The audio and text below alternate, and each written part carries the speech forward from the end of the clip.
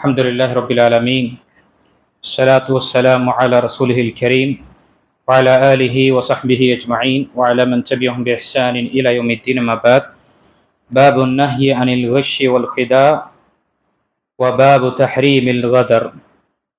قال الله وعن أبي هريرة رضي الله عنه أن رسول الله صلى الله عليه وسلم من حمل علينا السلاح فليس منا ومن غشنا فليس منا. رواه مسلم. நிச்சயக்குரிய அல்லாஹ் அடியார்களே, தொடர்ச்சியாக தடை செய்யப்பட்ட மார்க்கத்தில் தடை செய்யப்பட்ட பாடங்களை நாம் இங்கு தொடர்ச்சியாக பார்த்து கொண்டு இருக்கின்றோம்.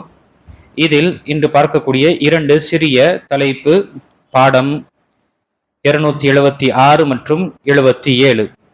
ஏமாற்றுதல் செய்தல் கூடாது, அதே போல தொடர்ந்து மோசடி செய்வதும் கூடாது. இதில் முதல் ஹதீஸு முஸ்லிமில் வரக்கூடிய ஹதீஸு, அல்லாஹ் தூதர் ஸல்லல்லாஹு அலைஹி வஸல்லம் கூறினார்கள், நமக்கு எதிராக ஒருவர் ஆயுதத்தை ஏந்தினால் அவர் நம்மை சேர்ந்தவர் அல்லர். மேலும் எவர் நம்மை ஏமாற்றுகிறாரோ அவரும் நம்மை சேர்ந்தவர் அல்லர் என்று நபி ஸல்லல்லாஹு அலைஹி வஸல்லம் கூறினார்கள். இந்த ஹதீஸ் முஸ்லிமில் வரக்கூடிய 101வது ஹதீஸ். இங்கு பொதுவாகவே இந்த அனைத்து தொடர்ச்சியாக நாம் பார்க்கக்கூடிய பாடங்கள் பார்க்கும் பொழுது ஒரு முஸ்லிம் சமுதாயம் எப்படி அவங்க கட்டமைக்க வேண்டும், எப்படி ஒன்று கூடி இருக்க வேண்டும் என்ற விஷயங்களை சொல்லி அந்த ஒற்றுமையை சீரழிக்கக்கூடிய விஷயங்களையும் மார்க்கம் நமக்கு காண்பித்திருக்கின்றது. அதுதான் மார்க்கம் தடுத்த விஷயங்கள் என்று சொல்லப்படுவது. அதில் ஒன்றுதான் இங்கு மோசடி செய்வதும் ஏமாற்றுவது என்பது. இது முஸ்லிமாக அவன் இருக்கும் பொழுது, ஈமானியனாக இருக்கும் பொழுது அவன் மோசடியோ அல்லது ஏமாற்றம் செய்ய மாட்டான், துரோகம் செய்ய மாட்டான். யார் துரோகம் செய்கிறார்களோ அவர் நம்மை சார்ந்தவர் கிடையாது.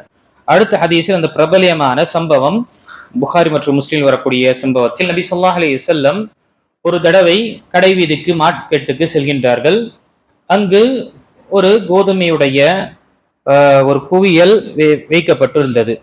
நபி ஸல்லல்லாஹு அலைஹி வஸல்லம் அந்த தானிய குவியலில் கையை உள்ளே புகுத்தினார்கள். பார்க்கும் பொழுது உள்ள ஈரப்பதத்தை உணர்ந்தார். உடனே அந்த வியாபாரியிடம் கேட்டார்கள், என்ன இது ஈரமான இருக்கின்றதே தானியங்கள், இதை கொண்டு நீங்க மேலோட்டமாக காய்ந்த தானியங்களை வைத்து நீங்க இப்படி ஏன் செய்யறீங்க என்று சொல்லும் பொழுது, அல்லாஹ்வுடைய தூதரே, நேற்று பெய்த மழையினால் அது நினைந்து விட்டது, அதனால அப்படி வைத்தேன் என்று சொல்லும் பொழுது நபி ஸல்லல்லாஹு அலைஹி வஸல்லம் கூறினார்கள், நீங்கள் அந்த ஈரமான அந்த பகுதியை நீங்கள் மக்கள் பார்க்கும் அளவுக்கு வைத்து இருக்க வேண்டுமே, நீங்கள் இப்படி செய்யக்கூடாது என்று நபி ஸல்லல்லாஹு அலைஹி வஸல்லம் சொல்லிவிட்டு அதற்கு பிறகு மன் கஷனா ஃபலைஸ மின்னா, யார் ஏமாற்றுகின்றாரோ அவர் நம்மை சார்ந்தவர் கிடையாது.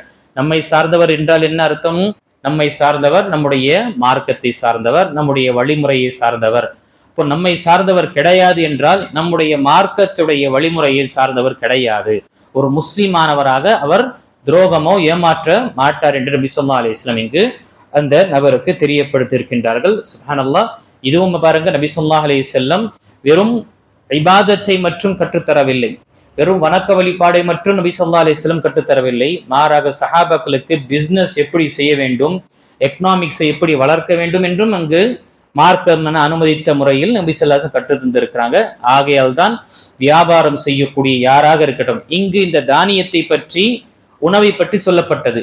இந்த ஹதீஸ் எல்லா விதமான வியாபாரங்களும் எல்லா விதமான விஷயத்திலும் ஏமாற்றம் என்பது என்ன மார்க்கம் தடுத்திருக்கின்றது. அது நாம் வாங்கக்கூடிய பொருள், விற்கக்கூடிய பொருளாக இருக்கலாம்.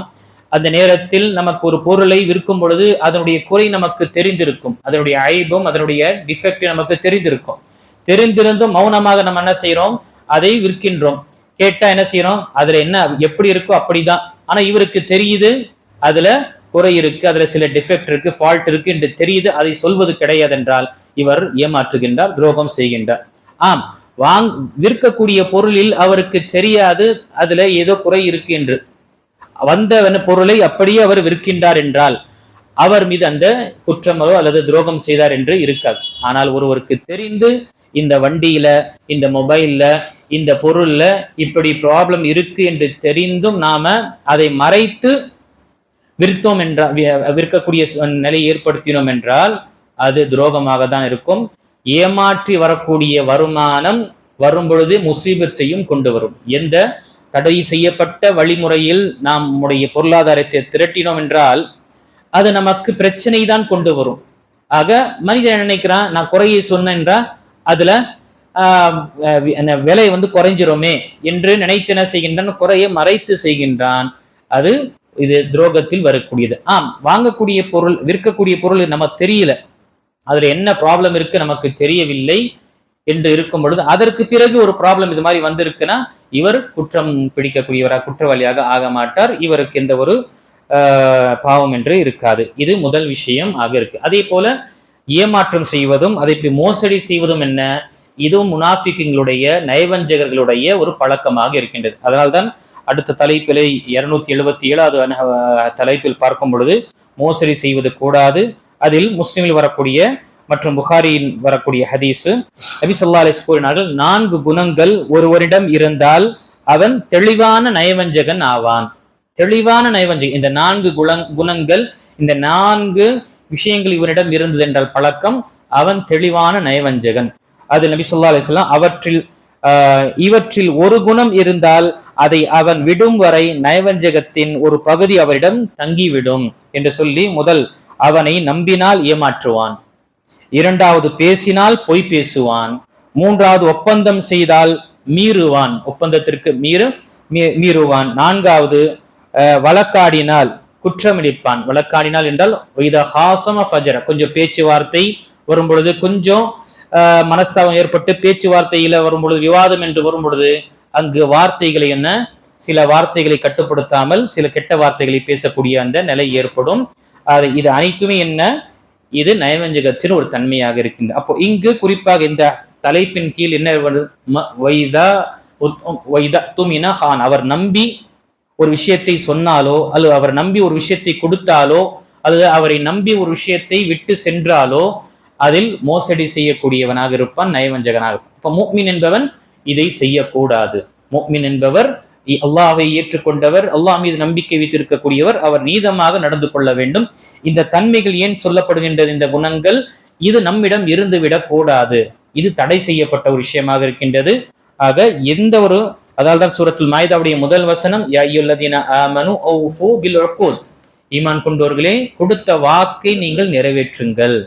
அவ்ஃபு பில் உக்கூத், உங்களுக்கு நீங்கள் செய்த அந்த வாக்கை, நீங்கள் அதை நிறைவேற்றுங்கள். ஒரு ஒப்பந்தத்தை செய்திருக்கின்றீர்கள், அதை நீங்கள் நிறைவேற்றுங்கள் என்று அல்லாஹ் நமக்கு நினைவுபடுத்துகின்றான். ஆக இந்த விஷயத்தை நாம நினைவு கொள்ள வேண்டும். வரக்கூடிய இந்த தலைப்பு அனைத்துமே தடை செய்யப்பட்ட விஷயங்கள் நமக்கு காண்பிக்கும் பொழுது இதிலிருந்து நாம் விலகி இருக்குவதற்காக முயற்சி செய்ய வேண்டும். நாம் செய்யக்கூடிய பரிவர்த்தனை, டிரான்சாக்ஷன், நம்முடைய கொடுக்கல் வாங்கல், மற்ற நம்முடைய குடும்பவியல் சார்ந்த விஷயங்கள் அனைத்திலுமே இந்த விஷயங்கள் என்னுடைய வாழ்க்கையில் வந்துவிடக் கூடாது என்று நாம தெளிவாக இருக்க வேண்டும்.